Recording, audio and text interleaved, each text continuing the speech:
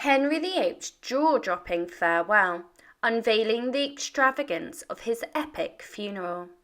Step into the corridors of history as we unravel the intricate tapestry surrounding the death and funeral of Henry VIII. Beyond the cloak of secrecy that veiled the king's passing, a meticulously planned transition unfolded, culminating in an extravagant funeral designed to assert the Tudors' divine right to rule. In this exploration, we shift the focus to an unexpected facade, the architectural wonders of the 16th century funeral hearses.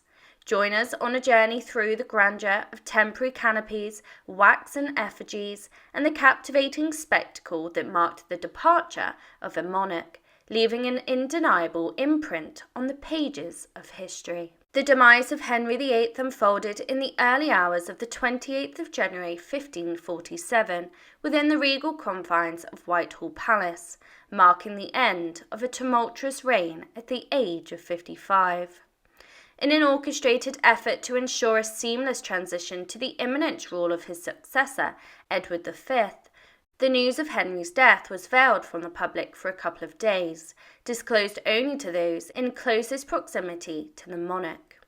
Maintaining the appearance of normalcy, court rituals persisted, and even the delivery of meals to the late king's chamber continued, punctuated as always by the resonant blare of trumpets.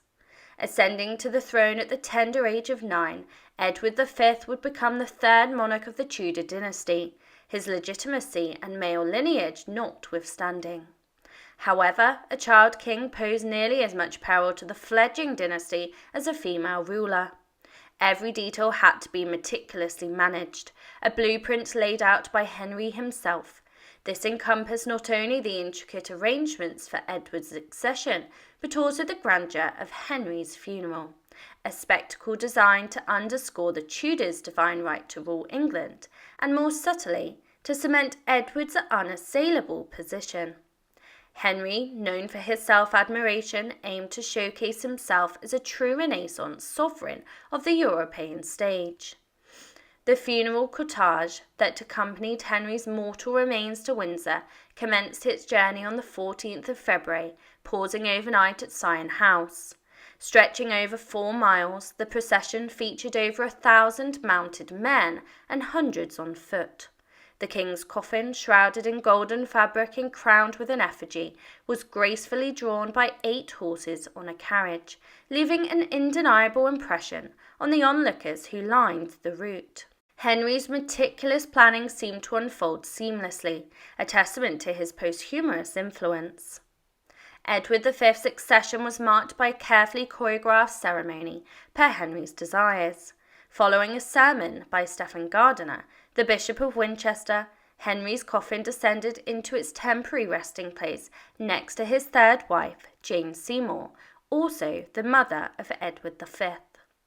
The symbolic breaking of white wands of office over the grave followed the time-honoured tradition. Henry's own instructions for his tomb were explicit, calling for a dignified altar adorned by perpetual daily masses. However, neither the tomb nor the perpetual masses materialized as Henry envisioned. On the 16th of February 1547, Henry VIII found his final resting place in St George's Chapel at Windsor Castle, concluding a week-long journey from Whitehall Palace via Syon Park's former Abbey Church. Amidst the divisive opinions surrounding Henry VIII's life and death, let us delve into the unconventional topic of his funeral procession, particularly the hearses that accompanied his regal remains. In the 16th century, the term hearse did not refer to the contemporary vehicle used to transport coffins, but rather to a chariot. Henry's hearse, a multi-wheeled wagon, enveloped in black velvet and adorned with heraldic banners, was drawn by 8 robust horses, each ridden by a child. The lead required to encase Henry's embalmed body weighed over half a ton, emphasizing the immense weight borne by the chariot and its royal cargo. Atop the coffin sat an effigy of the king, carved from wood and wax, attired in opulent robes and adorned with the imperial crown. Intriguingly, a hearse in the 16th century was not merely a chariot, but a colossal temporary canopy under which the coffin and effigy lay in state.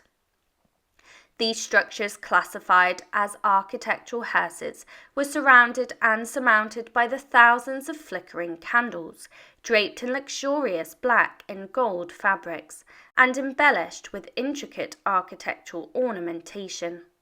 Henry commissioned 3 such hearses, one in the chapel at Whitehall Palace, another for the stopover at Syon, and the largest, towering approximately 35 feet, positioned above his burial vault in the choir of St. George's Chapel at Windsor.